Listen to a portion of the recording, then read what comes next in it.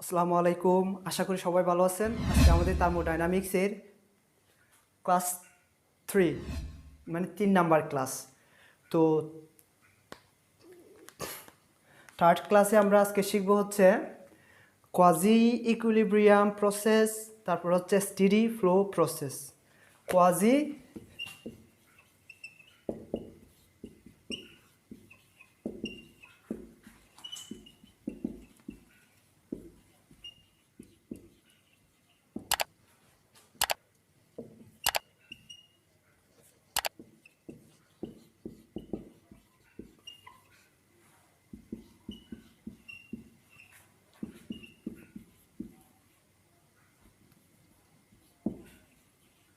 Process, আজকে এই দুটো শিখবো আমরা, কোয়াজি ইকুইলিব্রিয়াম প্রসেস এবং steady flow process. Quasi equilibrium process কি, তাইলে প্রথমে শুরু করা যাক কোয়াজি ইকুইলিব্রিয়াম প্রসেস কি। তো আমাদের থার্মোডাইনামিক্সের মধ্যে কিন্তু যত কিছু আমাদের সলভ করতে হবে, যত কিছু নিয়ে কাজ করতে হবে, কিন্তু প্রায় প্রতিটার সাথে এই স্টেডি ফ্লো প্রসেস অথবা কোয়াজি ইকুইলিব্রিয়াম প্রসেস দুটাই কি খুব কাজে লাগে। তাই আজকে আমাদের শিখতে হবে সবচেয়ে ইম্পর্ট্যান্ট, একেবারে খুব মনোযোগ দিয়ে এবং খুব ইন্টেনশন দিয়ে কোনগুলো, কোয়াজি ইকুইলিব্রিয়াম প্রসেস এবং স্টেডি ফ্লো প্রসেস। তো কোয়াজি ইকুইলিব্রিয়াম প্রসেস কি, তাইলে আগে একটা এক্সাম্পল দিই, তারপর আমি কি দিব, ডেফিনিশনটা দিই। তাহলে quasi-equilibrium process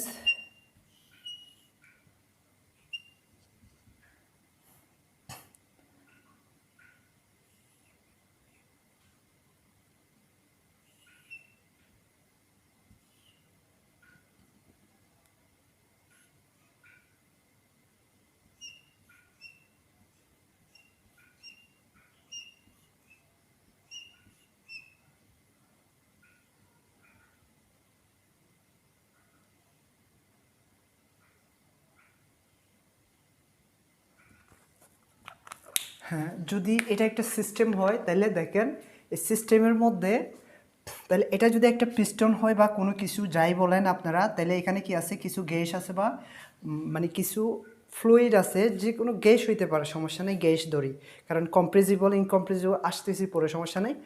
তো কিছু কি আছে, গ্যাস আছে, কম্প্রেসিবল গ্যাস। তো গ্যাসগুলো কি করে, যদি প্রেশার দেওয়া হয় তাহলে এটা কি করে, কম্প্রেসড হয়। আর যদি কি করা হয়, প্রেশার যদি কমাই ফেলা হয়, যদি প্রেশার কমাই ফেলা হয় তাহলে এটা কি করে, মানে এক্সপান্ড করে।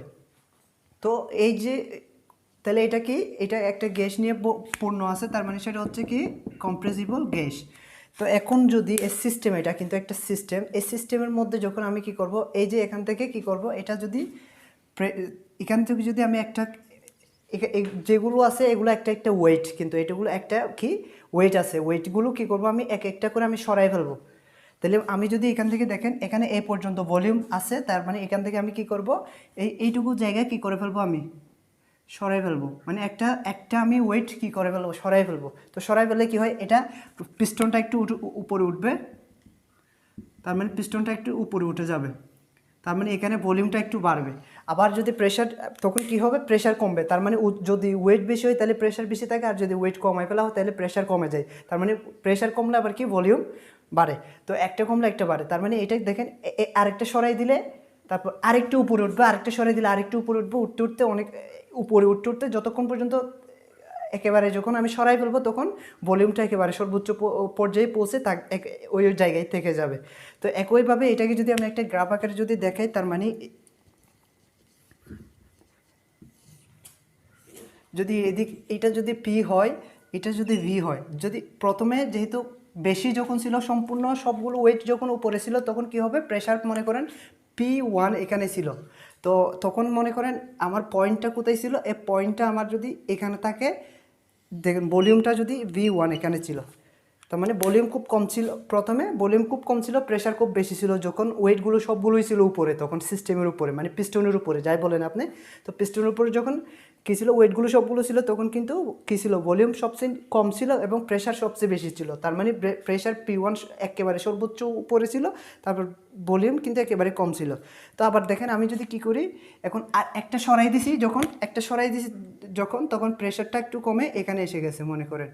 তো তখন ভলিউমটা একইভাবে কী করে আমরা জানি, ভলিউম এবং প্রেশার কি ইনভার্সলি প্রপোর্শনাল। তো একটার সাথে অন্য একটা কী করে ইনভার্সলি প্রপোর্শনাল হারে কী করে বৃদ্ধি অথবা হ্রাস পায়। তার মানে একইভাবে দেখেন এবার আমি যদি প্রেশারটাকে যখন একটু কমাই ফেলছি, ভলিউমটা কী হয়ে গেছে, বেড়ে কত হয়েছে, V2-তে পৌঁছাইছে।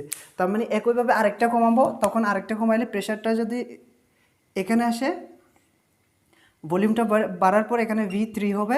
একইভাবে যদি আমি আরেকটু প্রেশার আরও কমাই ফেলবো, যখন এখানে আসবে প্রেশারটা এখানে V4 আসবে। তার মানে একটা কমাই ফেলে একটা কমে যাচ্ছে। তার মানে এই যে এখন আমাদের প্রসেস মানে কি, প্রসেস আমি বলছিলাম একটা স্টেট, এখানে হয়তো একটা স্টেট থাকতে পারে, এখানে একটা স্টেট থাকতে পারে, যাই থাকুক সমস্যা নেই, এগুলোকে বলা হয় পয়েন্ট ফাংশন। তো দেখেন এবার এটাকে বলা হয় পুরা একটাকে পয়েন্ট ফাংশন বলা হয়। আবার এই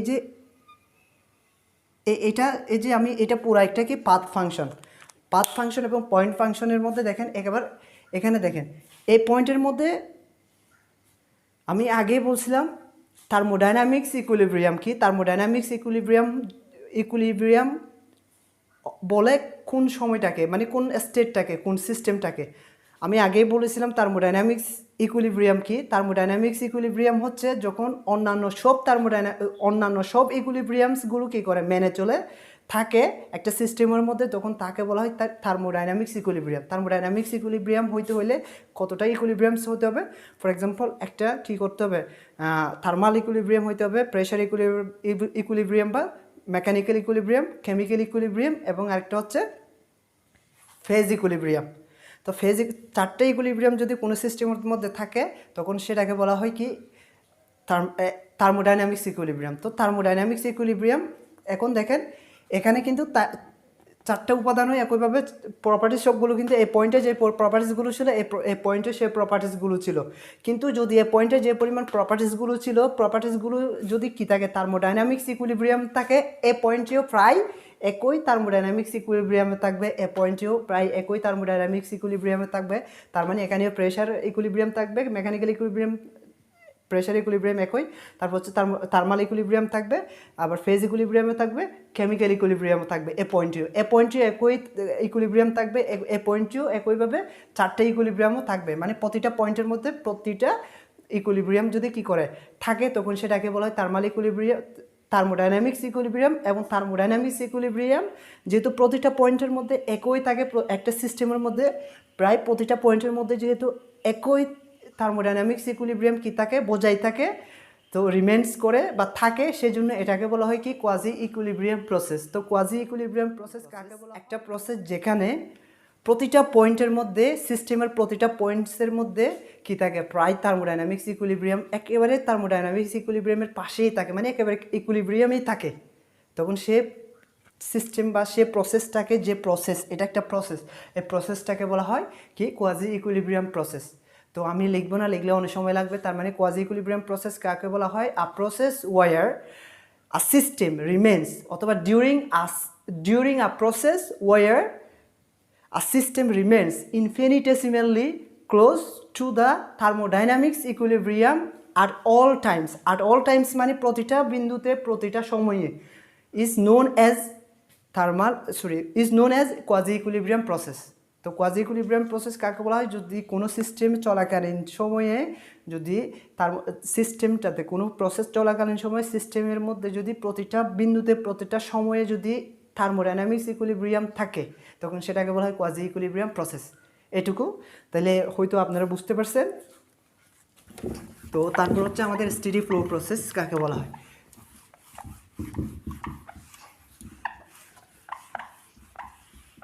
স্টেডি ফ্লো প্রসেস পড়তে হলে আমাদের এগুলো কিন্তু বেসিক, পরে কিন্তু আমরা অনেক পড়বো এগুলো নিয়ে কীভাবে। তো স্টেডি ফ্লো প্রসেস যদি আমাদের কী পড়তে হয়, তাহলে স্টেডি ফ্লো প্রসেস পড়তে হলে আমাদের কী লাগবে? দুটো জিনিস জানতে হবে, একটা হচ্ছে কম্প্রেসিবল আর একটা হচ্ছে ইনকম্প্রেসিবল গেজ বা fluid. Incompressible fluid,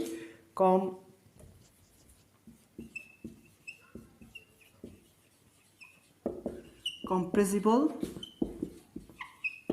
fluid,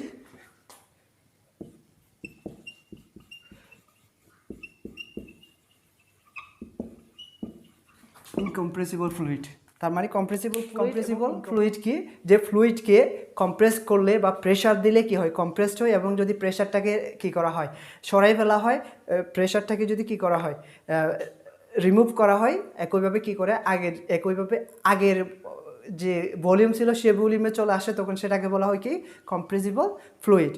compressible fluid, তারপর হচ্ছে ইনকম্প্রেসিবল ফ্লুইড। ইনকম্প্রেসিবল ফ্লুইড কোনটা? তার মানে a fluid which does not compress if a pressure is applied. যদি একটা প্রেশার যদি কি করা হয়, অ্যাপ্লাই করা হয় বা প্রয়োগ করা হয়, তারপরে যদি লিকুইডটা যদি কি না হয়, ফ্লুইডটা যদি কি না হয়, তো কম্প্রেসড না হয়, অথবা কি আবার একেবারে সরাই ফেললে কি হয়ে যায় না, মানে আগের ভলিউমে চলে যায় না, তখন সেটাকে বলা হয় কি ইনকম্প্রেসিবল ফ্লুইড। ফ্লুইড একইভাবে দেখেন, ফ্লুইড, লিকুইড একটা ফ্লুইড, গ্যাসও একটা ফ্লুইড, ব্যাপার একটা ফ্লুইড একইভাবে। তো ফ্লুইড কিন্তু গ্যাস হইতে পারে, লিকুইড হইতে পারে। তো কিন্তু লিকুইড যদি একটা ওয়াটার হয়, ওয়াটারকে যদি আমি কি করি, প্রেশারাইজ করি, প্রেশার দিই, তাহলে সেটা কি হয় না, সেটা কম্প্রেসড হয় না, ধরতে গেলে প্রায় কম্প্রেসড হয় না। তো না হলে সেটা কি হইতে পারে, ইনকম্প্রেসিবল ফ্লুইড হইতে পারে। কিন্তু যদি একটা বায়ু, বাতাসকে যখন আমি কি করি, প্রেশার প্রয়োগ করা হয়, কি করা হয়, প্রেশার দেওয়া হয়, তখন সেটা কি করে কম্প্রেসড হয়ে যায়। আর যদি একইভাবে প্রেশারটা যদি কি ছড়াই ফেলা হয়, তখন সেটা একইভাবে আগের পর্যায়ে চলে যায়, আগের অবস্থায় চলে যায়। তো সেটা হচ্ছে কি কম্প্রেসিবল ফ্লুইড। তো কম্প্রেসিবল ফ্লুইড এবং ইনকম্প্রেসিবল ফ্লুইডের উপর ডিপেন্ড করে একইভাবে কি করা হয়, এসটিডি ফ্লো। এই দুইটা ফ্লুইড নিয়েই তো একইভাবে এসটিডি ফ্লো প্রসেস হয়। তার মানে কীভাবে হয় সেটা আমি একটা ডেরিভেশন সহ দেখাই আপনাদের।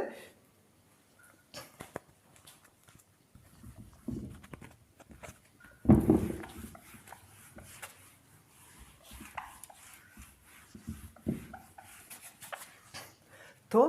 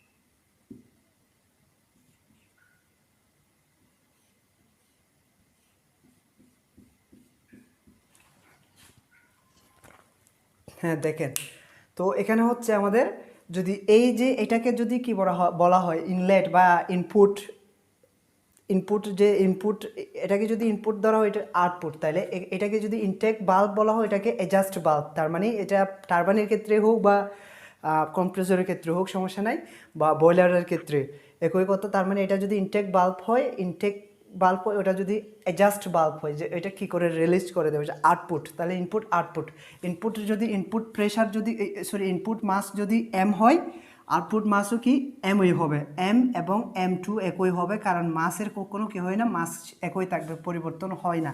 কিন্তু এম এবং এখানে কিন্তু M1 equals to M2 equal to M E, কারণ মাস কখনো কি হয় না, পরিবর্তন হবে না। মাস যতটুকু ছিল ততটুকু থাকবে, কিন্তু ডেন্সিটি পরিবর্তন হতে পারে, ভলিউম পরিবর্তন হতে পারে। তারপর হচ্ছে দেখেন, এবার এখানে যে এরিয়া আছে, এখানে হয়তো এরিয়া সমান নাও থাকতে পারে। আবার যদি এখানে যদি এটা লিকুইড থাকে, এখানে এটা যদি একটা কি হয়, এটা যদি সিস্টেম হয়, সিস্টেমের মধ্যে একটা এক্সপান্ড হইতে পারে, বা কম্প্রেসড হওয়ার পরে এই যে যেটা অ্যাডজাস্ট হয় সেটা হয়তো এক্সপান্ড হয়ে হয়তো ভলিউম বেড়ে যেতে পারে, অথবা কি ভলিউম কমে যেতে পারে। তো সেখানে আবার ভলিউম কি থাকতে পারে না, ভলিউম কিন্তু সমান হবে না। আবার এখানে কি যদি ডেন্সিটি যদি এক্সপান্ড হয়ে যায়, তখন এখানে কি ডেন্সিটি কমে যাবে, আর যদি কম্প্রেসড হয় তখন ডেন্সিটি বেড়ে যাবে। আবার এই যে আউটপুট যে মানে অ্যাডজাস্ট যে বাল্ব আছে, বাল্বের ক্ষেত্রফল যেটা ক্রস সেকশন এরিয়া, সেটা আবার বড়ও হইতে পারে, কমও হইতে পারে। তো তারপরে লেন্থ এল এর মান, এল যেটা আছে লেন্থের মান একইভাবে আমি একই পরিমাণ লেন্থ, এখানে লেন্থ যে পরিমাণ রাখছি এখানেও লেন্থের মান যদি একই রাখা হয় বা ভিন্ন রাখা হয় সেটা একটা বিষয়, সেটা কোনো সমস্যা নেই, একই রাখি সমস্যা নেই, এটাকে যদি এল একই রাখি, কারণ যদি আমি কি করি ইউনিট একই রাখা বা একই না রাখলে সমস্যা নেই, এল এর ক্ষেত্রে পড়ে আসি, তাইলে দেখেন না হ্যাঁ এল এর যেহেতু আমরা কি ভেলোসিটি সময়ের সাথে ইয়া করবো, তাহলে ভেলোসিটির সাথে করবো এলটাকে ফিক্সড রেখে দিই, সমস্যা নাই। তাহলে এবার কি হয় দেখেন, হ্যাঁ এবার হচ্ছে কি করতে পারি, এবার এটাকে এখান থেকে যে পরিমাণ মাস প্রবেশ করবে সেই পরিমাণ একই পরিমাণ মাস কি করবে এখান থেকে বের হবে, তার মানে প্রবেশ যতটুকু করবে সেই পরিমাণ বের হবে, কিন্তু ভলিউম চেঞ্জ হতে পারে। তার মানে সেখান থেকে আমি কি এখানে আমাদের একটা ডেফিনিশন হচ্ছে কি, a process during which a fluid flows through a controlled volume steadily is known as a steady flow process. তার মানে একটা প্রসেস যেটাতে একটা ফ্লুইড কি করে স্টিডিলি, কোনো স্টিডিলি মানে কি করে স্টিডিলি কি করে একেবারে মানে কোনো পরিবর্তন ছাড়াই কি করতে পারে করতে পারে, মানে মুভ ফ্লো করতে পারে। আউটপুট এবং ইনপুটের প্রতিটা জায়গায় কি থাকে স্টিডি থাকবে। স্টিডি কোনগুলো থাকবে, তার মানে মাস ফ্লো রেট এবং ভলিউম ফ্লো রেট কি থাকবে স্টিডি থাকবে, মানে স্থির থাকবে, একই সমান থাকবে, কখনো পরিবর্তন হবে না। এখানে যদি 5 metre mass flow rate 5 kg per second হয়, ওখানে 5 কেজি পার সেকেন্ড হবে। এখানে যদি কি হয় একইভাবে 5 এম কিউব পার সেকেন্ড যদি হয়, ওখানে 5 এম কিউব পার সেকেন্ডই হবে, কিন্তু পরিবর্তন হবে না। কিন্তু এখানে যদি ভলিউম বেশি হয় কম হয় সেটার উপর ডিপেন্ড করে না, সময়ের উপর ডিপেন্ড করে এটা কি করবে করবে, মানে আমাদের মেজার করতে হয়। তো এটাকে কি করা যায়, আবার আরেকভাবে বলা যায় a process where mass flow rate and volume flow rate remains the same in the intake bulb and outtake bulb or output bulb বা adjust bulb। তো যে সিস্টেমের মানে ইনপুট মাস ফ্লো রেট এবং ভলিউম ফ্লো রেট যদি কি output মাস flow rate অথবা volume flow রেটের সাথে কি একই সমান হয়, তখন সেটাকে বলা হয় স্টেডি ফ্লো প্রসেস। তো স্টেডি ফ্লো প্রসেস কাকে বলা হয় আপনারা হয়তো শুনছেন, এটা যদি আপনাদের লিখতে হয় বা করতে হয় তাহলে সেটা আমি যেভাবে বলছি সেভাবে আপনারা লিখে নিন। তো এখন আমাদের একটা আমি কি এখন স্টেডি ফ্লো রেট যে সেম হয় কিভাবে হয় সেটা আমরা দেখি। তাইলে কিভাবে হয় দেখেন, আমরা জানি এম মাস ফ্লো রেটকে কি দ্বারা সময় দ্বারা ভাগ করা হয় অবশ্য। তারপর হচ্ছে আমরা ভলিউম, দেখেন আমরা ভলিউম সমান কি, ভলিউম সমান হচ্ছে আমরা ক্ষেত্রফল আর হচ্ছে দৈর্ঘ্য, তার মানে দৈর্ঘ্য গুণ ক্ষেত্রফল হচ্ছে ভলিউম, অবশ্য সেটাও জানা আছে আমাদের। দৈর্ঘ্য গুণ ক্ষেত্রফল সমান একইভাবে ক্ষেত্রফল গুণ দৈর্ঘ্য গুণ ক্ষেত্রফল সমান ভলিউম, সেটাও জানা আছে। তার মানে আবার হচ্ছে কি আমরা এম সমান আবার কি আছে একটি জিনিস, আবার এম সমান আমরা রো ভি, এটা প্রেশারের একটা সমীকরণ থেকে আমরা ক্লাস 9 থেকে শিখতেছি। এটা M equals to rho V, M equals to rho V, তার মানে রো ভি।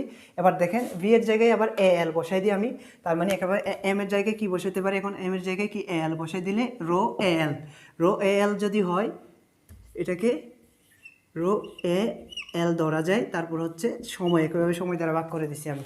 দেখেন মাস ফ্লো রেট একই কথা, তার মানে এটা তো ভি, এটা মুছে ফেলি এখন, তার মানে এভাবে লেখা যায়। এবার দেখেন এখান থেকে এটা বাদ দিয়ে দিলে এইভাবে এই পুরাটাকে কীভাবে লেখা যায় এম ডট, তার মানে mass flow rate equals to কী লেখা যায় দেখেন রো এ, এই যে দেখেন আমরা জানি দৈর্ঘ্যকে যদি আমরা কি দ্বারা ভাগ করি, সময় দ্বারা ভাগ করি, বা ডিসপ্লেসমেন্টকে সময় দ্বারা যখন ভাগ করে দিই তখন সেটাকে কি বলা হয় ভেলোসিটি বলা হয়। তার মানে এখানে আমি কি লিখতে পারি ভেলোসিটি লিখতে পারি, তার মানে ভেলোসিটি লিখতে পারি। এবার দেখেন মানে এটার জায়গায় আমি ভেলোসিটি লিখছি,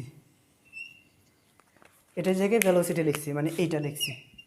তো ভেলোসিটি লিখতে পারলে এবার কি লেখা যায় দেখেন, এবার আমি যদি এখানে যদি m1 ইনপুট মাস রেট যদি আমার m1 ডট হয়, তার মানে m1 ডট সমান rho 1 dot a1 dot u1 dot, তার মানে এভাবে লেখা যায়। হ্যাঁ এভাবে লেখা যদি যাই তাহলে এখন একইভাবে দেখেন তো m2 ডট সমান রো 1 ডট রো 2 a2 মিউ2, এভাবে লেখা যায়। আবার যদি স্টেডি ফ্লো হয় তার মানে এখানে কি হবে m1 m1 dot m2 dot কী হবে সেম হবে। তাহলে আমি এখান থেকে কি লিখতে পারি, সেম যদিও এসটিডি ফ্লোর জন্য, এসটিডি ফ্লো প্রসেসের জন্য আমাদের কিন্তু এসটিডি ফ্লো প্রসেস নিয়ে অনেক কিছু করতে হবে। যখন আমরা টারবাইন পড়বো, কম্প্রেসর পড়বো, ডিফিউজার পড়বো, তারপর হচ্ছে সব কিছু মানে তারপর হচ্ছে বয়লার্স, তো বিভিন্ন সাইকেল যখন পড়বো সেখানে এগুলো কাজে লাগবে। তাই এগুলো এটা এভাবে দেখেন। এবার এসটিডি ফ্লো প্রসেসের জন্য m1 dot equals to m2 dot লেখা যায়। এবার লেখা যদি যাই দেখেন এভাবে আমরা এখান থেকে কীভাবে কি লিখতে পারি। এবার আমরা লিখতে পারি হচ্ছে, হ্যাঁ এখান থেকে লিখতে পারি কি rho 1 a1 μ1 equal to rho 2 a2 u2। তো দেখেন এখানে এটা কিন্তু ভেলোসিটি, এটা কিসের ভেলোসিটি জানেন, এটা হচ্ছে পানির ভেলোসিটি বা ফ্লুইডের ভেলোসিটি। এটা কিন্তু ভেলোসিটি, কারণ ভেলোসিটি কেন এলকে টি দ্বারা ভাগ করে ভি বের করছি আমি, এটা মিউ দ্বারা করে। তাহলে দেখেন এখানে রো তা একটা ইনকম্প্রেসিবল মানে যেটা কি করে না, কম্প্রেসড হয় না, তার মানে লিকুইড অথবা কি হইতে পারে, তেল হইতে পারে বা ওয়াটার হইতে পারে, সমস্যা নাই। যদি পানির ক্ষেত্রে যদি করা হয় তাহলে পানির ডেন্সিটি তো এখানে যে পরিমাণ থাকবে ওখানেও সে পরিমাণই থাকবে, তার মানে সেটা কি হবে না, হবে না, মানে কম্প্রেসড হবে না এবং এক্সপান্ড হবে না যদি একই পরিমাণে। আবার যদি এখানে যদি কি থাকে, যদি কম্প্রেসর থাকে কিন্তু সেখানে কি হয়ে যায়, এটা যদি কম্প্রেসড হয়ে যদি অন্য কিছু হয়ে যেতে পারে, সমস্যা নাই। কিন্তু এটা যদি ইনকম্প্রেসিবল হয় সেখানে কি রোটা যে পরিমাণ কী ছিল, যে পরিমাণ ফার্স্ট ডেন্সিটি ছিল, ইনপুট ডেন্সিটি যে পরিমাণ ছিল, আউটপুট ডেন্সিটিও সে পরিমাণ থাকবে। যদি ইনকম্প্রেসিবল হয় তখন সেটা ক্ষেত্রে কি সরাসরি A1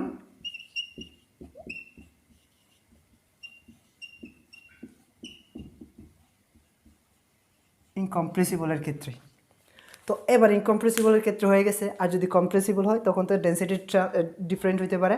তো ডেন্সিটি ডিফারেন্ট হওয়ার কারণে সেক্ষেত্রে কিন্তু একবার rho 1 a1 v1 μ1 equals to rho 2 a2 μ2 এভাবে লিখতে হবে। এটা কম্প্রেসিবলের জন্য, এটা হচ্ছে কম্প্রেসিবলের জন্য যদি রো থাকে, এটা এখানে এটাকে যদি আমি কি ধরি, এটা কাটা না দিয়ে যখন থাকবে তখন হচ্ছে কম্প্রেসিবলের জন্য।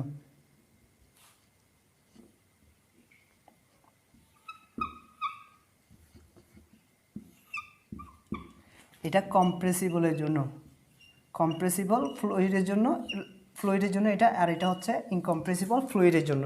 তো এটা হচ্ছে কি, আবার একটা জিনিস দেখেন এবার আমাদের কি ভলিউম ফ্লো রেট। তো ভলিউম ফ্লো রেট কীভাবে করা হবে দেখেন।